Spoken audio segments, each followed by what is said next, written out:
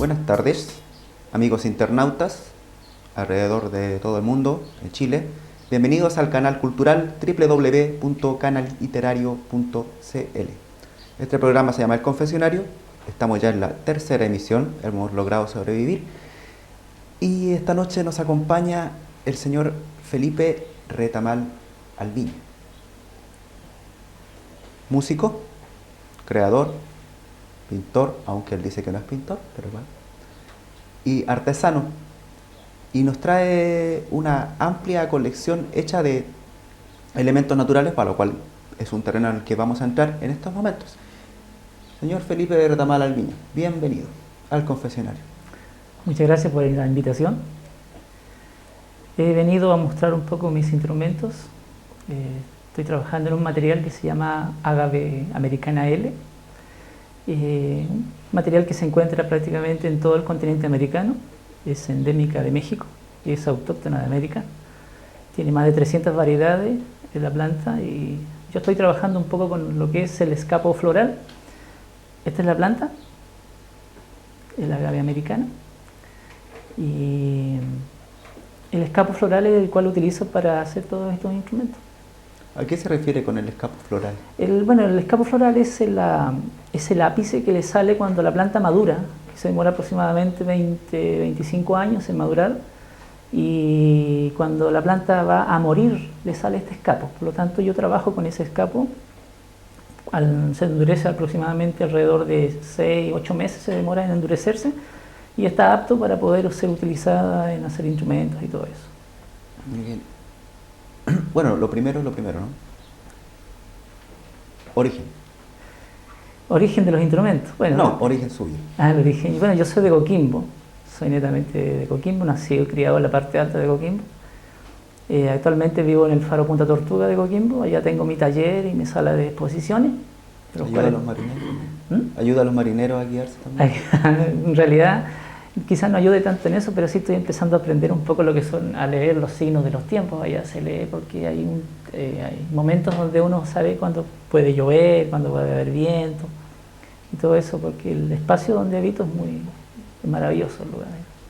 ¿Goza de un amplio sitio Tengo, para sí, meterse también en este ritmo natural, ¿no? Entrar en contacto para poder desarrollar estos instrumentos que vemos sobre nuestra mesa? Sí, al menos el espacio que yo habito es netamente natural.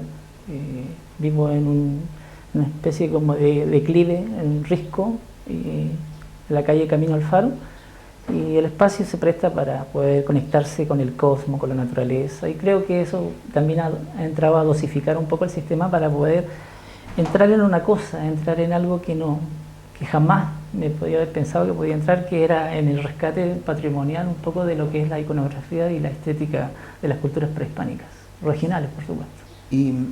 Pero empiezas en la música desde antes, ¿no? Desde más pequeño, ¿no? Sí, y en la música yo, cuando estaba en enseñanza básica, hacíamos música folclórica con un grupo de folclore de la Escuela 5, y juntábamos realmente también a gente de la Escuela 6 también, yo cantaba con mis hermanos.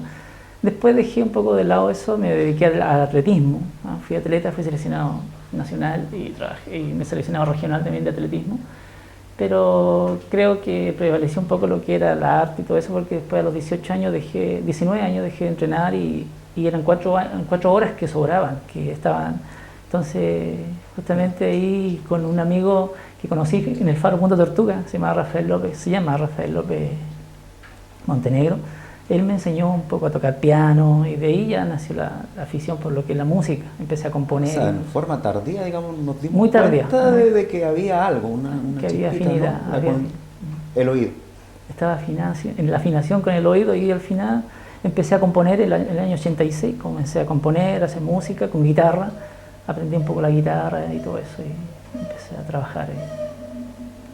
Escuchamos de fondo, No sé si ustedes lo pueden oír bien, escuchamos de fondo una serie de sonidos. Explícanos, ¿hay alguno de estos instrumentos que sí, está sonando ahora?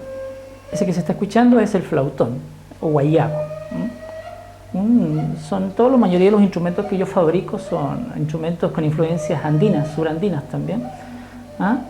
y no son netamente regionales, no hay réplicas acá, aquí son creaciones contemporáneas, son todas creaciones contemporáneas con influencias de iconografía, por ejemplo, por eso es que se ven como muy familiares los trabajos.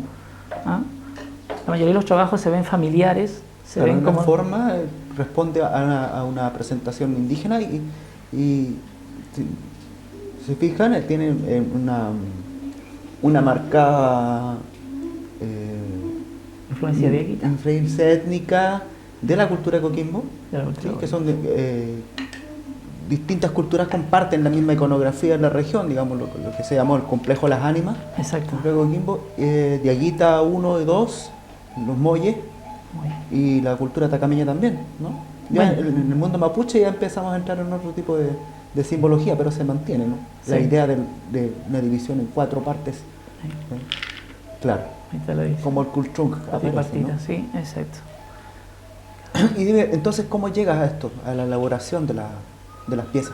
Bueno, mira, un día nos invitaron a participar en una actividad que tenía Jimmy Campillay, un trabajo con instrumentos del Museo Arqueológico de Piedra Serena. Entonces me pareció interesante. Yo hacía 2 años y medio, casi 3 años, que llevaba recopilando, estaba recogiendo el ágave. Me parecía una planta muy bonita, el escapo era muy bello, a mí me encantaba, y lo empecé a copiar. No sabía para qué, tenía idea.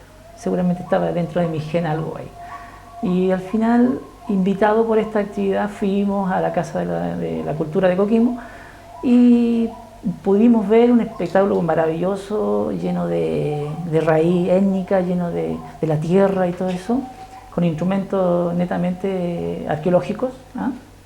¿Te refieres a la reconstrucción que realizó un grupo de músicos e investigadores sobre la base de los instrumentos? Los restos, digamos, que están petrificados prácticamente, que eran algunas flautas del tipo zampoña, flautas de pan, le decían. Sí, flautas de pan, sí. Y una suerte de huevitos sonoros de piedra. Sí. Nada, muy agudos. No, creo que son de cerámica, me parece. ¿De cerámica? Sí, de cerámica.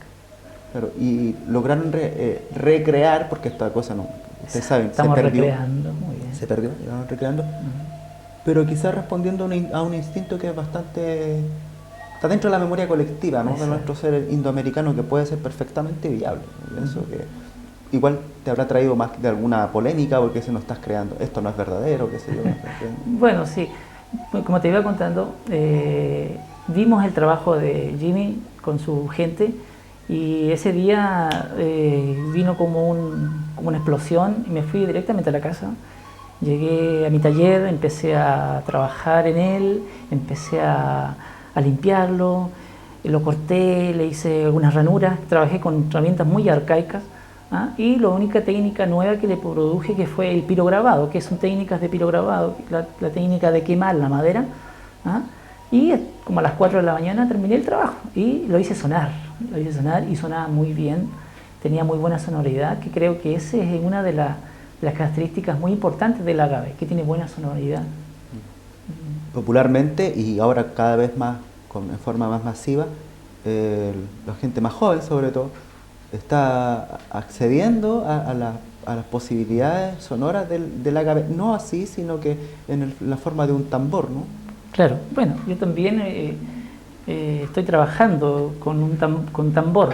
Realmente no es un tambor, este trabajo es una sonaja de golpe, podríamos llamarla una sonaja de golpe timbal, porque nos lleva el pedazo de cuero, no está llevando acá el pañete de cuero, sino que está intervenida por un pedazo de madera o terciado que le puse yo, más que nada lo hice así para que se mantuviese la estética del trabajo. Acá tiene una gran belleza y si ustedes observan eso claro, posee una gran, lo que llamamos en diseño una gran apticidad, es asible por un lado, ¿no? Tanto de una mano como de la otra. Y también ayuda a la posibilidad de generar un sonido distinto si lo toco sin mis dedos. Exacto. ¿No? Entonces están mezclando el principio del instrumento de viento y la percusión, y es notable, y encima va más allá de la gráfica, que es más bien, como podemos observar acá, Va más allá de la gráfica, que representa la tierra, que representa el agua, los elementos, qué sé yo. Por lo menos esa es la lectura que se le han dado a este tipo de grecas, entre comillas, porque eso responde a un nombre, quizás como lo llamaban ellos, ¿no? Se perdió, para que nuestros televidentes e internautas lo sepan, se perdió la lengua, se perdió la lengua, se perdió los rasgos y algunos apellidos, como en el caso de Campillay, Sí. es de origen diaguita, aunque como hablábamos con don Horacio Peralta la última vez, decía, bueno, tenemos muy claro de que el nombre no es diaguita y que eso fue adoptado. Sí, fue adoptado por Ricardo Lacha. Por Lacham. Sí, le debemos muchísimo en todo caso, en la labor de rescate. Sí, de todas maneras. Y vamos a entrar a otro terreno, porque esto es importante que se dé a conocer, porque para eso es el programa. Tienes un disco, dos discos, sí, dos producciones musicales, una de las cuales está en el fondo, ¿no? El que está sonando. ¿Cuál está sonando? Bueno, está sonando uno que es parte de este registro. Esperaba que sonara así. Esperaba que sonara así. O sea, fue a posteriori el título, ¿no? Claro. Además que este título más que nada lo hice para hacer un registro de mi música de cantautor. Y ese es el otro. El ágave está cantando, que son los sonidos que se escuchan. Podría confundirse con, no sé si me estoy equivocando o no, con la normata también. Sí, se puede confundir. Por la con los textura, ¿no? Sí, se puede confundir, pero es menos poroso. A simple vista se ve que la porosidad no tiene mucha porosidad. ¿Tienes que trabajarlos mucho, lijarlos mucho para darle? No, la lija suave. Si quieres más rato o un momento más conversamos un poco sobre el proceso de creación, sí, claro. Interesante. Sí, pero en realidad este material, el ágave, pertenece a la familia de las suculentas.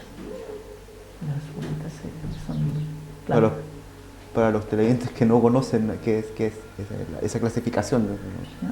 Bueno, son plantas que mantienen la hoja, en sus hojas mantienen el agua, para evitar que se deshidraten y se sequen. ¿Podemos incluir al caso del aloe ahí, dentro de esas posibles, más cercanas a la cactácea como tal? En realidad el aloe es familia de las liláceas, por lo que tengo entendido. Y igual si le falta agua se seca mucho más. Es mucho más se vuelve rojiza.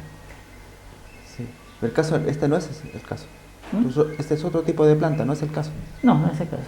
Hay una que tiene las hojas tienen unas vetas amarillas. Esa es otra especie. Esa es otra especie de agave igual también. ¿Pero sirve de todas formas? También. El escapo floral igual sirve para hacer instrumentos musicales. ¿Y tú dices que no se ha producido una depredación de la planta? Bueno, mira, la planta en sí tiene como una especie de protección natural. La protección natural me refiero yo de que la planta se demora aproximadamente entre 20 y 25 años en madurar. Y lo bueno es que no podemos usar el escapo floral mientras la planta no madura. Ese proceso se llama monocárpico o semelparo, que se llama el proceso genético ese. Y la planta debe madurar y al final la planta, cuando le sale este escapo floral, esta cosa, se muere la planta. Por lo tanto, no hay depredación, no hay nada de eso. En México sí la utilizan antes de que la planta madure, la utilizan para hacer el mezcal y el tequila. Claro. Es la misma planta. Es la misma, exactamente la misma. Se está perdiendo un enorme mercado en Chile. El agave americana. Incluso en Perú, lo estaba leyendo el otro día, que en Perú están haciendo chancaca. Hacen chancaca del agave. Y con muy buenos resultados. O sea, tiene propiedades, tiene una buena carga de glucosa, de azúcares, ¿no? Por supuesto, sí. Al menos en las culturas prehispánicas se utilizaba justamente por el alto grado de carbohidratos y almidones que extrae la planta para alimentar el cerebro, ¿no? El aguamiel, que se llama, que es el líquido que le sacan a la planta. La planta es socavada en una parte, en el centro, se le hace una concavidad, se le saca el núcleo y comienzan, lo mismo que hacen con la palma chilena, que la cortan y la raspan y empieza a gotear. Lo mismo se le hace al ágave, se raspa y cada 2 veces en el día le van sacando el líquido que va formando. ¿Y esto se sigue haciendo? Y eso sí se hace con mucha frecuencia en Perú. Pero acá en Chile, digamos, porque tenemos bastante de estas plantas acá y pareciera que aquí no es se muy usa la poco lo planta, que no. sabemos, ¿no? Muy poco lo que conocemos de nuestra propia flora. Acá no se está usando la planta, desgraciadamente, para eso. Acá yo veo que la mayoría de la gente la tiene así como para adorno, uno cree que es para la buena suerte y todo eso, pero antes de que la planta, porque empieza como a ser agresiva, la planta es muy agresiva, si la planta la ponen en un espacio donde si la ponen en un espacio donde la planta rajuña o es un espacio muy finito, la planta rajuña, que pasa y la sacan. Entonces no la dejan madurar, no la dejan salir el escapo. Al final la planta se va... Es una planta que requiere mucho espacio. Requiere mucho espacio. Está justamente, y además que no necesita regado. Es una planta acondicionada a las zonas desérticas del continente completo. No necesita agua. Ella toma agua del rocío, de las lluvias tardías que a veces hay. Y en realidad es una planta mágica. Yo considero. Si una planta mágica. Es una planta mágica porque justamente como te decía, en la cultura andina o prehispánica la utilizaban como alimento, agua miel, que era una rica en carbohidratos y por lo tanto alimentaba al cerebro, servía de alimento diario. Esa también fermentaba y producía pulque, y el pulque justamente fue el que cuando llegaron los españoles la pasaron por el destilado y convirtieron en mezcal y tequila. Se sirve de forraje. Imagínate, lo que acá por ejemplo esa pintura que hay ahí está hecha justamente de ágave en sus bordes y está hecho de la tela de cáñamo. Cáñamo es la misma planta, la misma tela que utilizan para en Colombia, el fique, lo utilizan para mandar los cafetales a toda parte del mundo. De ahí yo saqué un poco de tela también y estoy pintando justamente sobre el cáñamo. Imagínate. Bueno, anteriormente, sí, las culturas aún están en los registros, que se hacía justamente el trabajo de la vestimenta, digamos.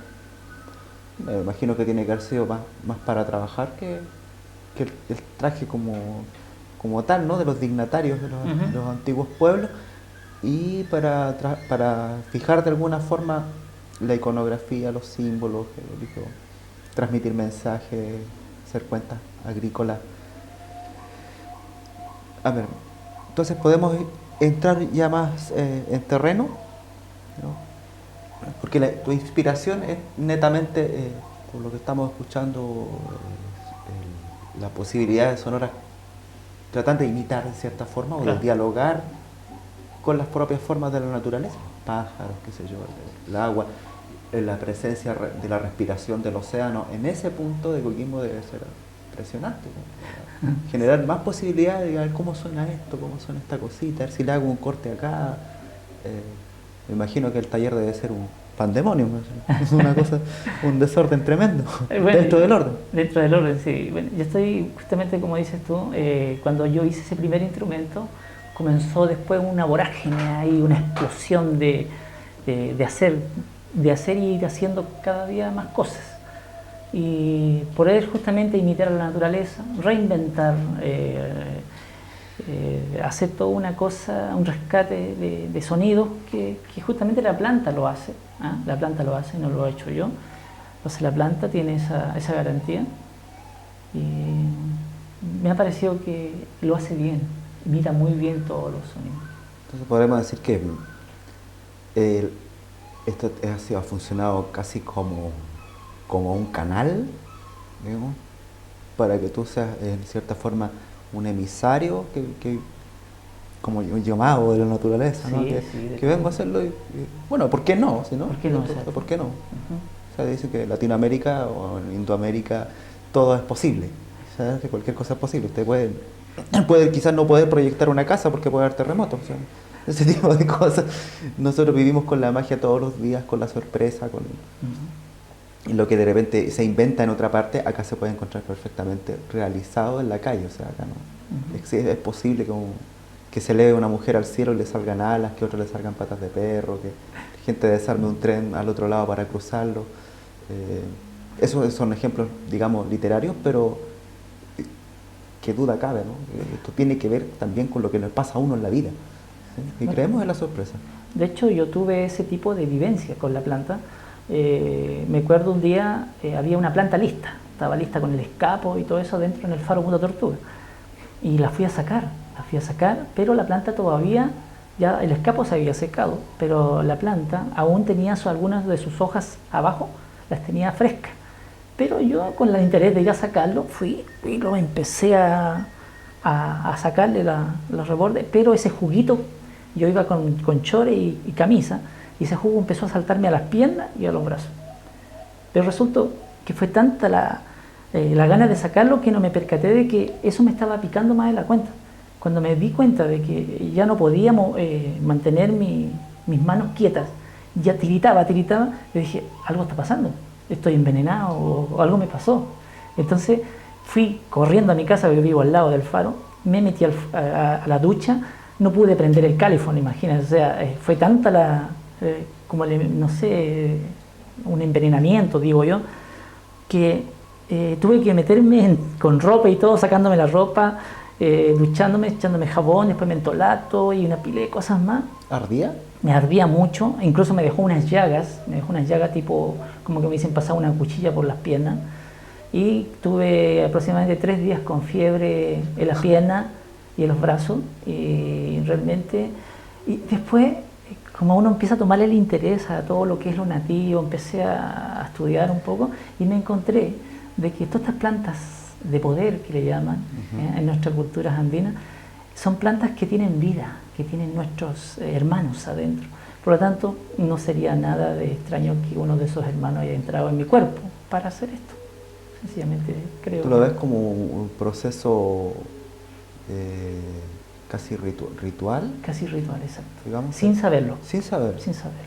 Claro, que todos los viejos chamanes, digamos, de las culturas inca, mapuche, más hacia el norte, huichole, son los que trabajan con el peyotl, que es un cactito muy pequeño, dicen que es el suspender la razón, suspender el diálogo interno, dejarse meter en esa otra dimensión que vive ahí y mediante los cuales las plantas se vuelven portales, ¿no? El caso del San Pedro, el caso de la ayahuasca, de chucruna, de otra serie de plantas que usan los chamanes, los magos, digamos, porque no es una moda, o sea, considero personalmente, o sea, una persona que no es un iniciado en chamanismo no debería consumir ningún tipo de esas sustancias, porque le puede demostrar muchas cosas, pero no entiendes lo que te pasa. A ti te pasó por la vía del sacrificio, digamos, una forma muy indígena, muy arcaica, digamos, que quema, ¿no? Es como que te castigó. Sí, exacto. Pero sentís igual su gratitud, porque pienso que esto es lo que ella me entregó para poder mostrarlo y además como hacerlo como algo parte de la vida de uno. O sea, me dice, este es tu propósito, por favor ayúdame a mostrar este propósito. Y quería mostrarles, hablando de muestras, una pequeña fotografía. El sueño del artista. Parece que el sueño del artista, ¿no? Los 15 minutos de fama. Haber estado en la ciudad de París, ¿no? París, sí. De Tour Eiffel. ¿Cómo llegaste a París? Bueno, mira, a París yo fui invitado por la Cancillería de Francia, por intermedio de un amigo, Georges Bonan, que él, mira, en un café literario aquí en la Universidad del Norte, en Coquimbo, un día X voy y canto mi canción de Coquimbo a París, que es un tema justamente que habla un poco de cómo los artistas pobretones, así entre comillas, socialmente, no podemos hacer esos viajes, ir a conocer nuestras culturas de afuera, ir a, no sé, pues estar en la meca del arte o de la cultura.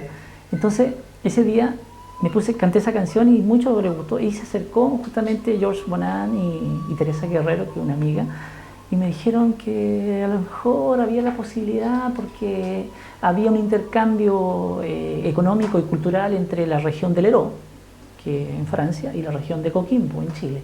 Curiosamente. Entonces, curiosamente, así, pero fue mágico. Y el próximo año, en julio, en Francia, estuve en el Mediterráneo, estuvimos trabajando ahí con varios amigos artistas y artesanos. Estuvimos en una itinerancia por todo lo que fue Poussin, Villeberac, Sète, Metz y Montpellier. Y después, lógicamente, estando ahí, la idea era ir a París. Y fui a cumplir mi sueño, cantar el de Coquimbo a París en el Sena. Qué bien. Y bueno, creo que eso es una compensación de uno cuando tiene ganas de hacer algo y lo hace de corazón, lo hace de empeño. Creo que hay siempre retribuciones. Bueno, señor Felipe Retamal, tenemos que ir a una pausa muy breve. Por favor, no se muevan de la sintonía del confesionario en el canal cultural y seguiremos entrando en los ritmos primarios de Coquimbo, de la naturaleza.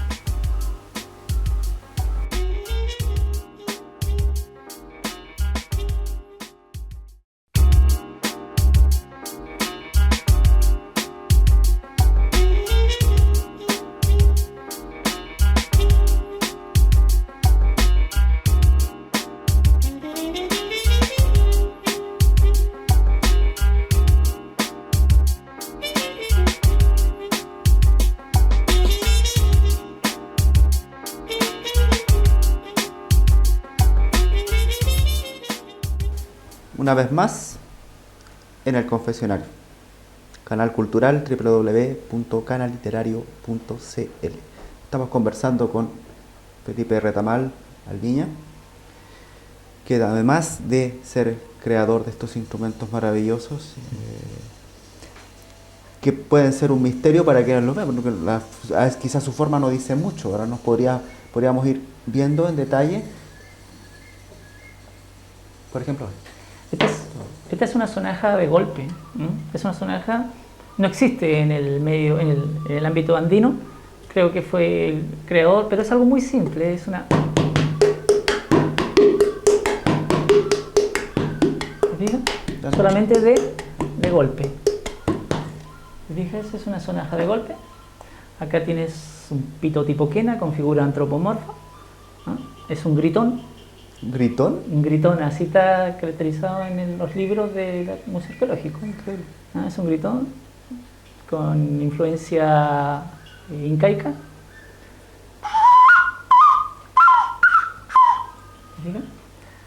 Vamos a tratar de no hacerlo sonar mucho para que no distorsione el sonido. Acá tienes una sonaja de golpe. Muchos me preguntan, bueno, ¿pero qué material es? El agavepita americano, siempre. Pero que, y este negrito, ¿y por qué es negro? Bueno, está teñido, tiene un pito tipo quena. ¿Te fijas? También es agave. También es agave igual, este también es agave. A mí eso me engañó. Yo pensaba que podría haber sido una de estas maderas que trae el océano, que ya están salinizadas, petrificadas, entrando en proceso casi de fosilización. Entonces puedes haberlo pulido y yo pensé... No, eso justamente es agave. Es agave ensamblado. Ah, ya. Es agave ensamblado, por eso que tiene después... la mayoría de todos estos agaves así están ensamblados. Este también está ensamblado. No se nota el ensamble porque un buen artesano, un buen artista tiene que mostrar que el ensamble no se note. Como ese se cuenta el milagro, pero no el santo. Exacto. Esta es una sonaja.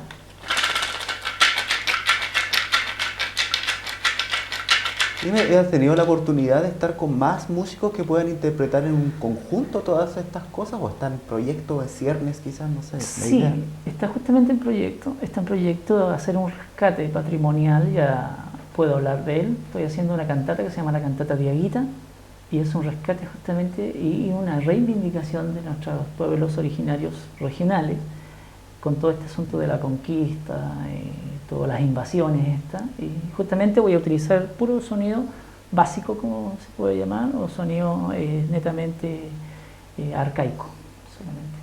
Nada de técnico ni o sea, no se van a meter con los cánones aceptados, digamos, dentro de la música, aunque su musicalidad, no sé, responde a la pentafonía, ¿no?, de los instrumentos indígenas. De hecho, eso es lo que quiero, que sea todo arcaico sin meter nada occidentalista, nada de eso, solamente arcaico. ¿Más?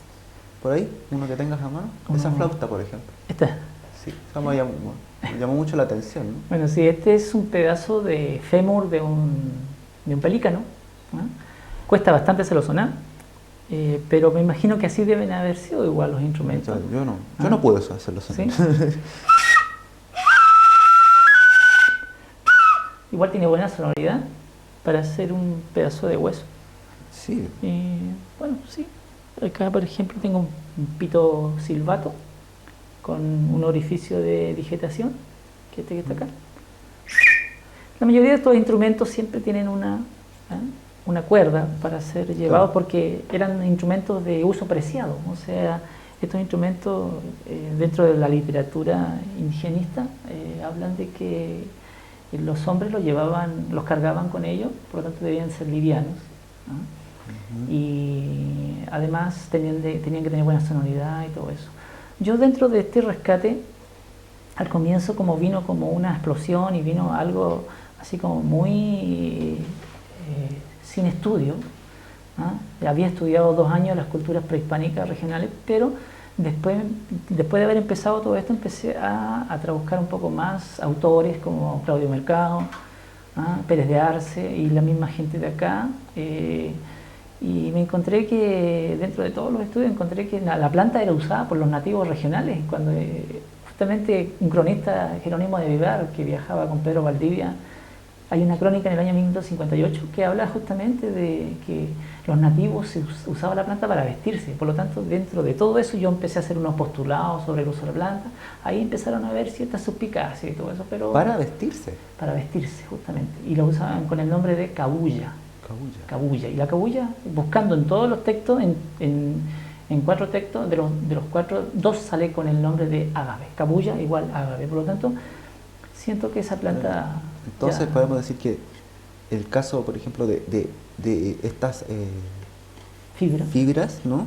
¿Es lo que ellos hacían tejido con eso? No, es que del escapo... Trata de imaginármelo como... Claro, del escapo no lo hacían, pero de la hoja de la planta sí. ¿Te fijas la hoja? Esa hoja... ¿Y es posible? Pero claro, si el cáñamo, todo eso lo hacen de la hoja, viene de ahí, de la hoja del cáñamo. Si no, pero yo tengo entendido que el cáñamo es una planta completamente distinta. O sea, bueno, dentro de las conceptualidades seguramente, a lo mejor tú tienes eso, pero yo dentro de mi conceptualidad o de los estudios, el cáñamo lo sacan de la hoja del ágave.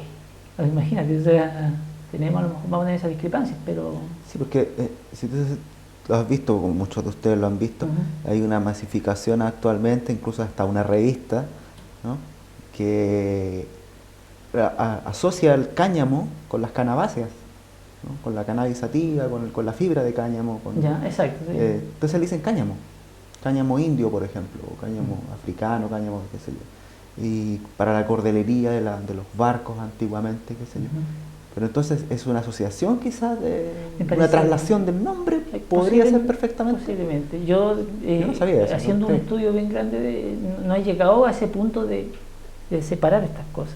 Cáñamo, yo dentro de mi estudio tengo entendido que es la fibra del agave, por lo que yo he estudiado, más allá no sé. Notable. Entonces quiere decir que el proceso de esto es una vez que ya pierde el agua, la hoja. Mira, la hoja es sacada fresca, la machacan dentro de lo que son los textiles allá, la golpean y le sacan la pulpa sale volando y cuelgan las fibras, las dejan colgadas hasta llegar al secado, y del secado después la vuelven a raspar para sacar y queda la fibra completamente suelta, y con eso empiezan a hilar y hacen telas, hacen cordeles y una gama pero enorme, si hacen hasta jabones del ágave. O sea, estamos convencidos de que hay una pérdida o una ignorancia bastante grande respecto a las posibilidades de uso de la planta. El ágave, por eso digo, la ágave es mágica. Yo creo que todas las culturas americanas deben haber usado la planta en un sinfín de usos.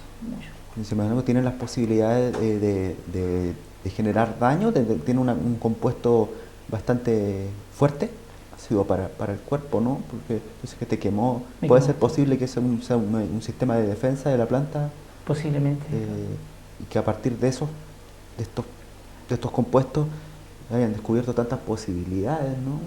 En medida de su oxidación, qué sé yo, que generaran licores, que generaran medicina, genera medicina. Propiedades medicinales tiene. Tiene propiedades medicinales, tiene de forraje de alimento para los animales. ¿Pero medicinal en qué sentido? Porque eso... personalmente me llamó la atención. Medicinales no he entrado, pero sí sé que hay una de las variedades del ágave que procesan mescalina. Mescalina. pero eso cura, pero no precisamente enfermedades. Bueno, también has hecho trabajo en plástica, ¿no? Sí, estamos un poco trabajando en... Bueno, aquí es evidente, ¿no? La habilidad, digamos, para poder dibujar y generar una composición armónica que no es una cosa tan sencilla como podría pensarse. Con mi amigo Luis López Cruz, que es bueno, un pintor que vino a hacer el mural aquí en Coquimbo, el año 2004. Él me invitó, de hecho me presenté yo a ver si podíamos pintar, y al final cuando terminamos el mural él me regaló las pinturas generosamente, un hombre excepcional, y me regaló... Digamos, el material con el que fue, lo que es como el sobrante. El sobrante que quedó, ahí sobró. Claro, y me Porque regaló es enorme ese mural. brochas, pinturas, pinceles, y después incluso nos hicimos muy amigos, todavía tenemos buenas conexiones. Él ahora estuvo en la Bienal en Colombia, y después estuvo en Chicago y ahora se va a Nueva York en julio, dice. Y él me enseñó a hacer bastidores, a internar, porque me dijo, mira, te voy a arreglar las pinturas, ¿para qué? Si tú sabes que yo soy artesano, a mí me contrataste para arreglarte la escalera, para limpiarte las brochas, pero al final igual terminamos haciendo los últimos retoques. O sea, le gustó mucho el trazo. Me dijo, no, es para tu trazo, porque me gusta lo que estás haciendo, porque lo tuyo es indigenista y puedes plasmarlo en los bastidores igual. Y lo hice, y eso es lo que estoy trabajando en esto. Si la cámara permite, el señor que está acá al lado tuyo es... Ahí estamos con Luis López Cruz. Él fue el encargado de proyectar y seleccionar el personal y a los pintores, a los distintos artistas que estaban como niños chicos ahí en Sí. su propia salsa. Yo vi el proceso. El mural que se encuentra en el sector del barrio inglés. Exacto. De Coquimbo, ¿no? En una pared gigante que hay. Es del Génesis hasta el Coquimbo actual, se llama. En ese Coquimbo actual. Uh-huh. ¿Sí? Y nos lo vino a hacer un peruano. Ojo. Pero un muy buen amigo. No, muy buen amigo. Muy buen artista también. Pero esas son de esas cosas que pasan en Chile, ¿no? Esas políticas de integración. Ahora, ¿qué posibilidades se te han presentado en términos reales, ¿no? de darle una apertura, qué sé yo, vamos a hablar de plata, porque esta cosa no se vive del aire, ¿no? Bueno, cuando entramos un poco en este término económico... O sea, esta es la parte más dura. Claro, desgraciadamente nosotros los creadores debemos conformarnos con proyectos y una pila de cosas más, porque además todavía que yo soy un artista autodidacta, entonces cuesta poder intervenir un poco en esta sociedad que tiene muchos cánones, tiene muchos reglamentos, que tienes que ser profesional, que tienes que tener esto, que debes tener, menos mal ahora con un poco de este currículum que he ido subiendo, posiblemente la jineta esté subiendo un poco más y haya más posibilidades dentro de lo que es lo social acá. Bueno, hay un compromiso, ¿no? Que se ha hecho bastante explícito, no sabemos si por una cosa electoral o no,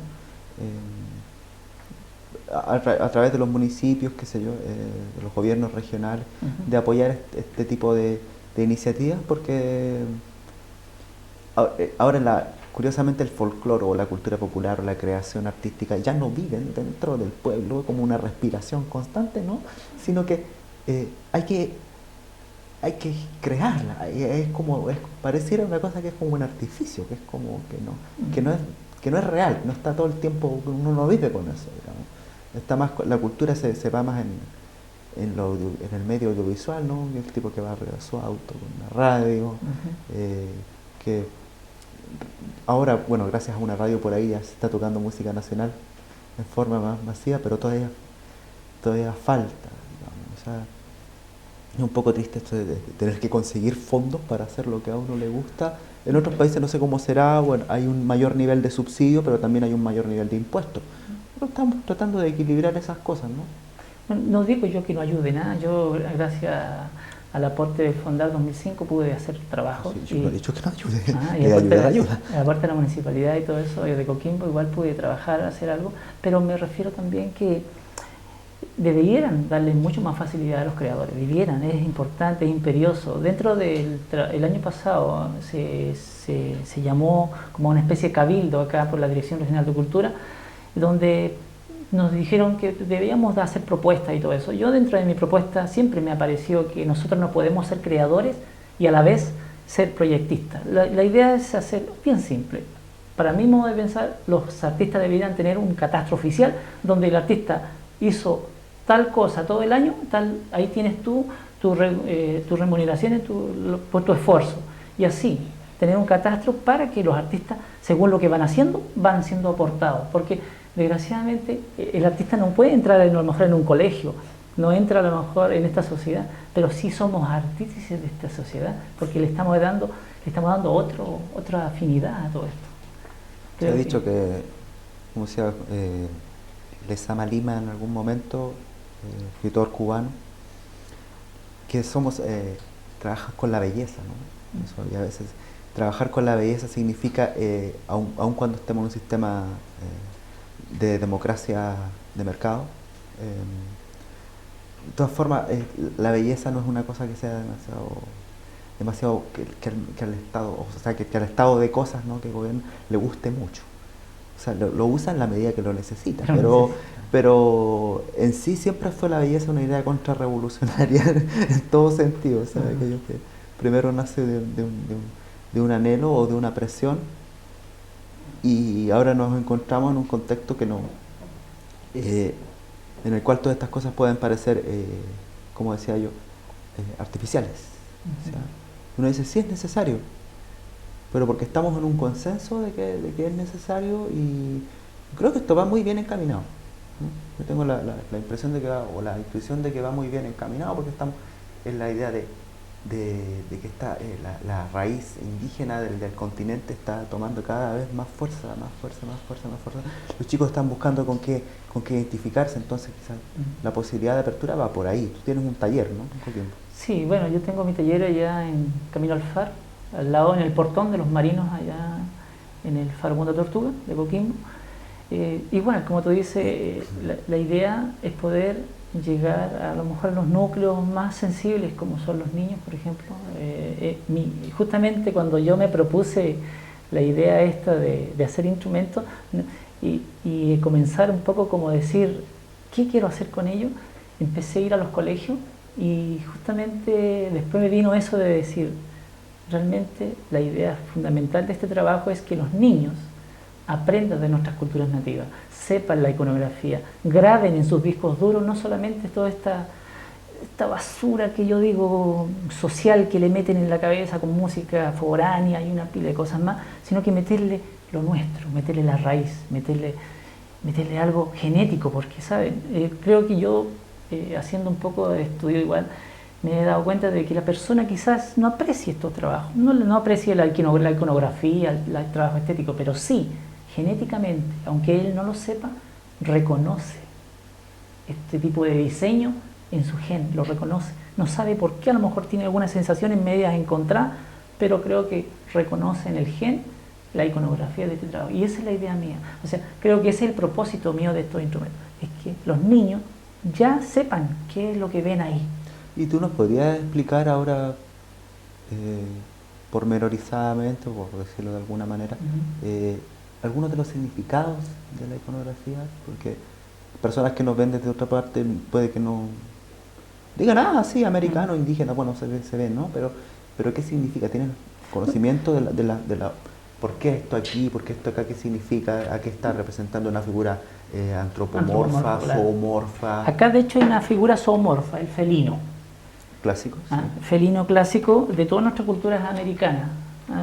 El felino que es que está en el rango superior de todos los animales, incluso en lo superior, porque creo que lo utilizaban para eso también, para toda una gama de rituales y todo eso. Más allá de conocer la iconografía, de darle interpretación a la iconografía, que hay muy poco texto de eso, hay demasiado poco. Son interpretaciones. No hay, claro, no hay interpretación. Yo podríamos decir que soy un copión claro, podríamos decirlo. Soy un copión sagrado. Un copión sagrado de la iconografía en la cerámica de nuestra cultura Coquimbo. Partiendo de ahí. Parto de ahí, y de ahí comienzo yo con mi trabajo. Porque una de las bases, digamos, yo algo estudiado también, bien, algo de las bases de los tipos de composición, ¿sí?, de los diseños de las culturas atacameña, dieguita, mapuche, Raweshkar, Shagnam, es el uso del concepto de dualidad, el concepto de arriba, abajo, este, oeste, ¿no? O como decían los mapuches, Puel, Lafken, Picún, ¿sí? Los del norte, Picunche, los otros, Huilliches. En sí, todos mapuche. Entonces, esto podría ser perfectamente aves, ¿sí? Y